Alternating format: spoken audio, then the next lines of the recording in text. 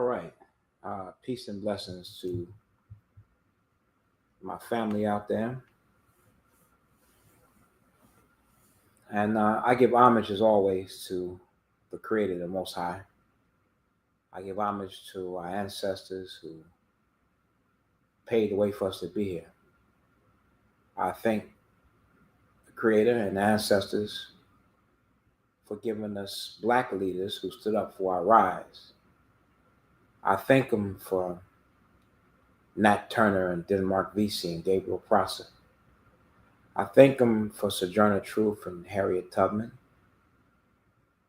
I thank them for all of our black leaders, my namesakes from Dedicata and Kanko Musa, Queen Nefertiti, Nana Ya Santawa, Queen Nzinga. But if I live forever, which is an impossibility, I can never thank them for two men who are very dear to me. One I didn't have the honor of knowing because he passed before I was born. That's the Honorable Marcus Messias Garvey. But one who I had the honor of knowing, that is the most honorable and esteemed Bobby Gore. I greet you, my dear brothers and sisters. Some of us say Hotep, Abaragani, Alafiani. We say Almighty because we give homage to the Almighty Creator and the ancestors. Now, I'm going to deviate from the topic today out of respect for some of our good brothers who want us to get more in line.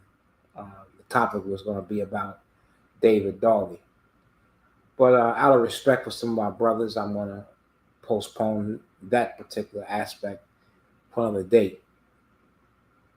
But my topic today, which will be in line with what I was saying earlier, is that white supremacy is the enemy. Now, as you know, I was crowned King Mansa and Mali Kilibife, and some people say, well, why do you still associate with vice lords? Because that's the key. We learn by Elijah Muhammad a mathematical equation. 85% of the people have lost the knowledge of self, have been made blind, deaf, and dumb. And there's a 10% who manipulates the 85% to act other than themselves. And there's a 5% that are poor righteous teachers. So the vice lords, the stones, the disciples, the Bloods, the Crips, represent the masses of black people. And the poor righteous teachers are people like Bobby Gore and Chief Malik, and even the brother Larry Hoover, Benny Lee. These are some of the poor righteous teachers who want to uplift the 85% out of ignorance. We've been robbed of our names, our language, our culture, our religion, our God, our folkways, our mores, and our norms, robbed of our civility, our sanity, and humanity to be the burden bearers of white supremacy. So when you rise up, the vice lords, when you say to yourself, I am a vice lord, I'm mighty and I'm strong, and what does it mean? It means man only second to none. So when I'm looking at the vice lord, I'm looking at God because you are made in the image and likeness of God and the Most High, or the Most High, I should say. So therefore, your consciousness has to be risen, right? And this is where the poor righteous teachers come in. So every elite, you are the poor righteous teacher to lift your people and bring them to a higher consciousness to do better than what we're doing. You see? So when the white man brought us here,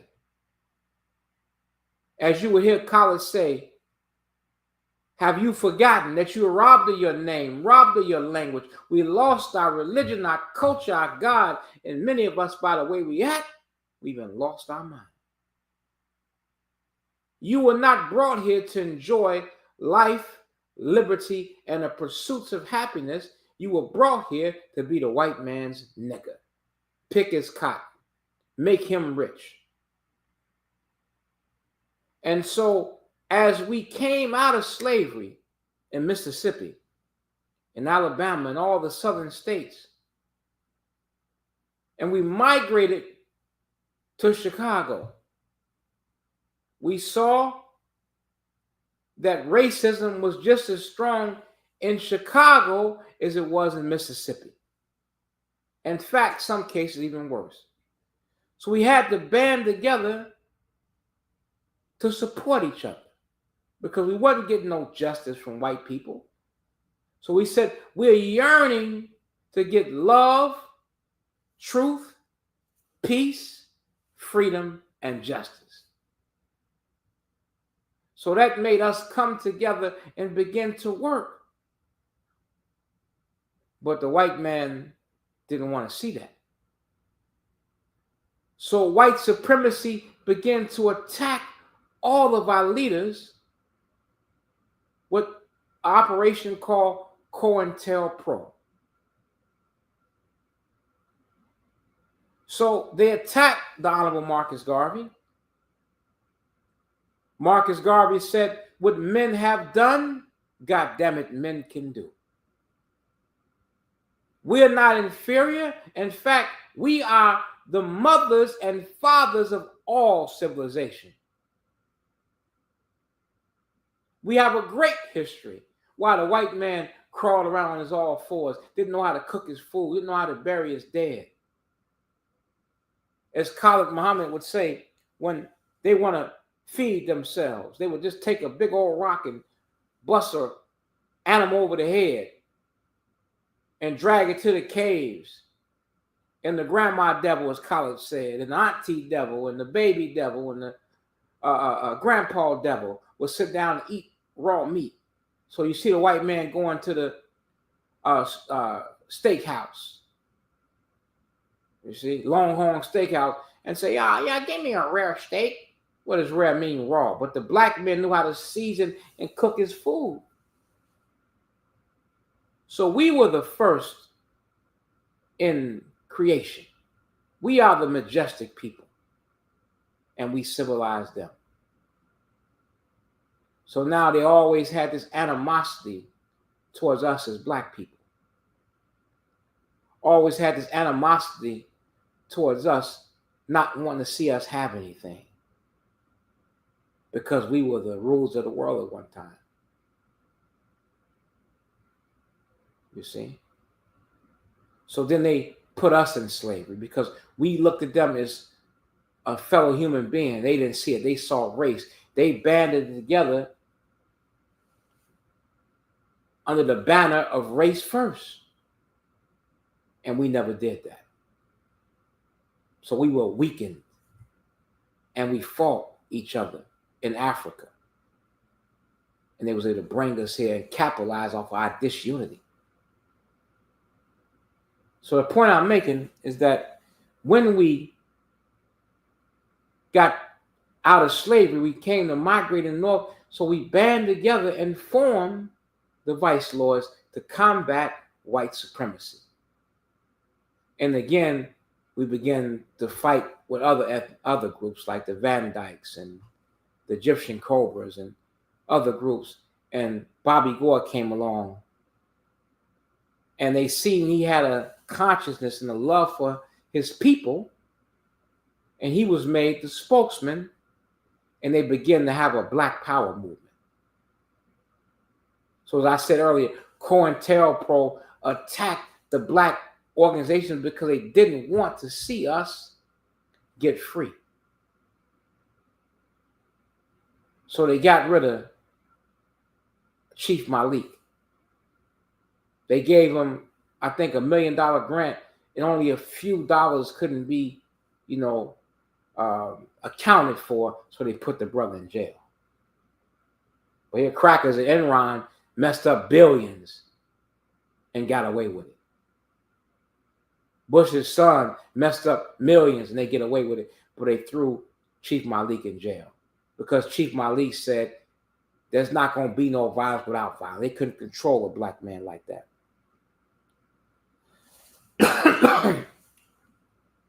Then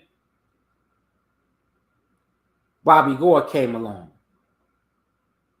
And Bobby Gore said, we must bring our people together and we can't fight each other.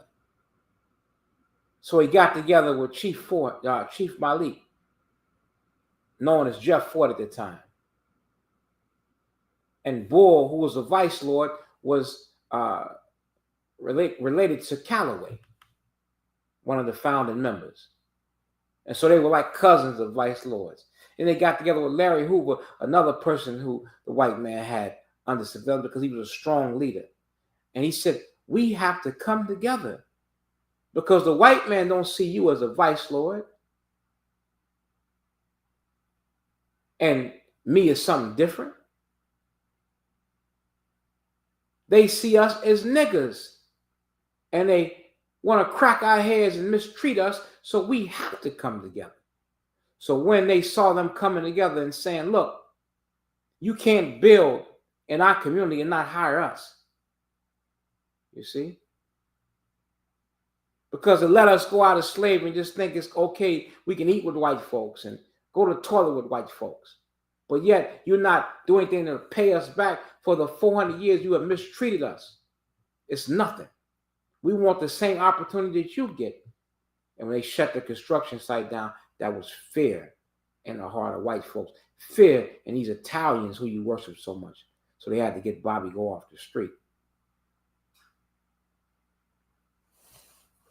And they locked him up for a crime he did not commit. They got rid of all our leaders. Went down to Chairman Fred Hampton's house and gunned him down and used a Negro to infiltrate the movement. So the attack, again, is against the 5%, the poor righteous teachers. And today, it's the same thing. So we have to understand that white supremacy is still alive and still well. White supremacy is still the order of the day.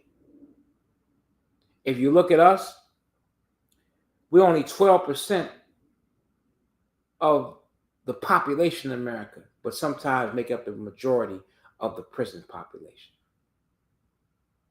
So we're fighting each other and not understanding that our unity must be the order of today in order for us to come out of this condition. We must unify and unite with each other and be strong to overcome the burdens of white supremacy. You look at us, where our stores at?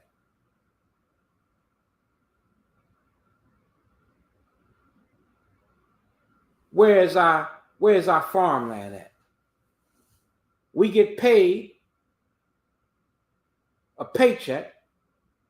It goes out of our hands into everybody else's hands. Into the Chinese hand. We love Chinese food. We go in there and say, oh yeah, give me a shrimp fried rice, give me some egg rolls, give me some egg foo young. Chinese, okay, we got who? And the Chinese don't got one black person working in the store. And all vice lords, they don't even give you a job. Vice lords, GDs, Bloods, Crips, don't even give you a job, but you're making him rich. You see any Chinese in a Chinese neighborhood, a soul food restaurant? You see a Chinese walking into there, oh no, give me a piece of kala.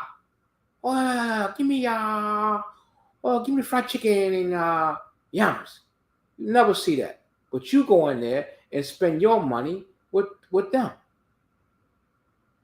You go to the Arab gas station. You go to Dunkin' Donuts and Poo-Poo is back there taking your order for coffee and donuts. And the money goes out of our hands to everybody else saying, you make Gucci rich. You make Louis Vuitton rich. You make Nike rich. But yet we're still suffering as a people because the score has not been settled what they've done to us. Our slave labor made many of these Fortune 500 companies rich. Chase Bank, New York Life Insurance, Wells Fargo. Slave labor made them rich, and yet the score has not been settled. If I work a person from sun up to sundown that can't see morning and can't see night, how far are they going to be if we do that for 400 years? If you get your check and every time you get paid, you give it to me for 5 years, where are you going to be in 5 years and where am I going to be in 5 years? So don't tell me, goddammit, slavery does not matter, because we're still slaves on a plantation until we can be to do for self and have self-determination as the order of the day. So I'm going to close with this message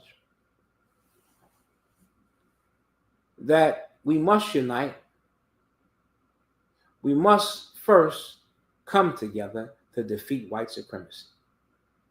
Do not think that Donald Trump is a friend to black people. White folks play ping pong with you. Democrats give us nothing. Republicans give us nothing. If you vote Democrat, you're a nigga voting Democrat.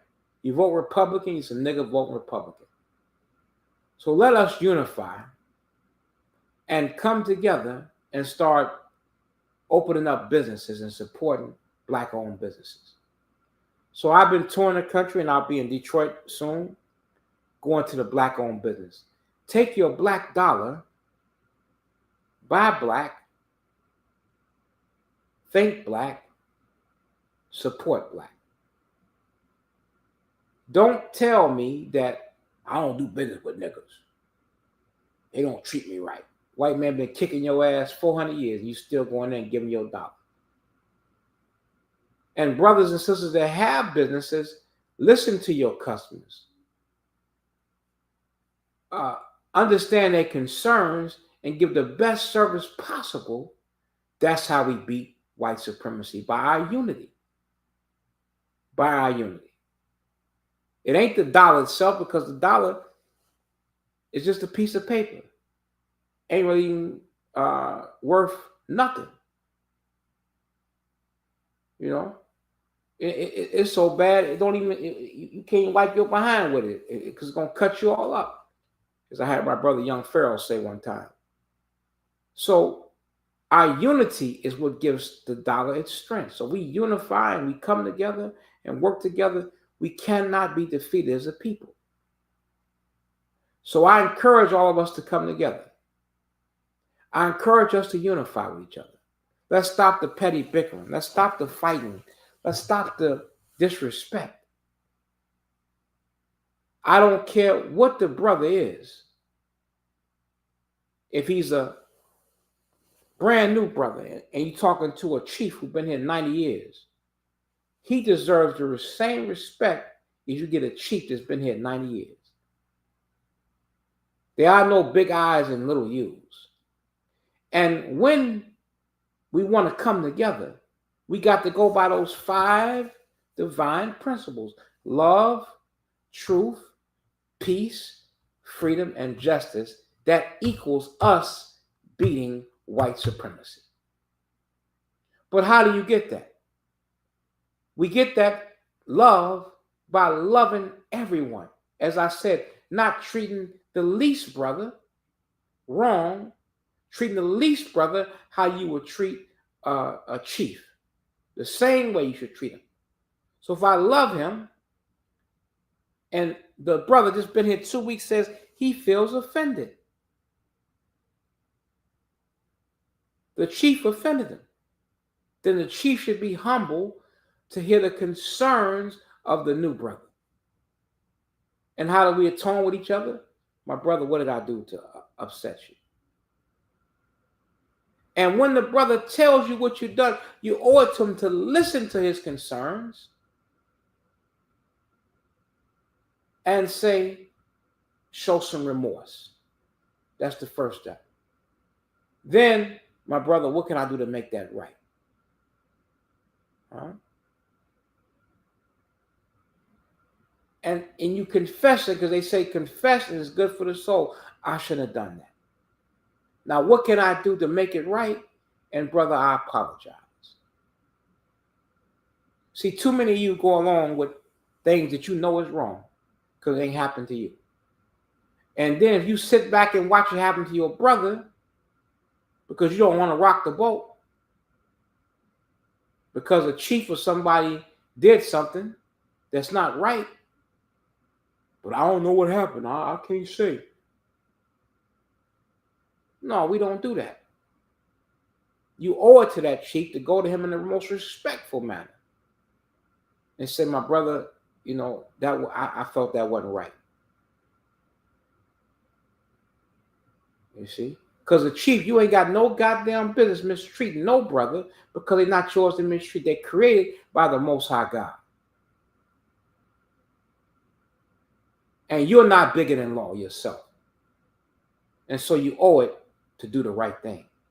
And you owe it to speak up when you see something is wrong.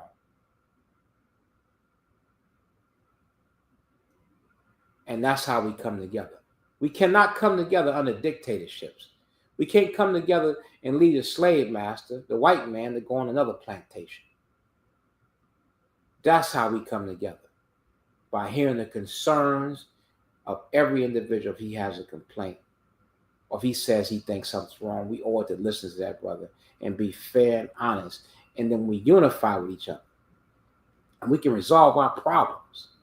Then we can defeat white supremacy. We can defeat white supremacy. We don't have to continue to be second-class citizens in a so-called first-class nation. We have the right to live under freedom, justice, and equality.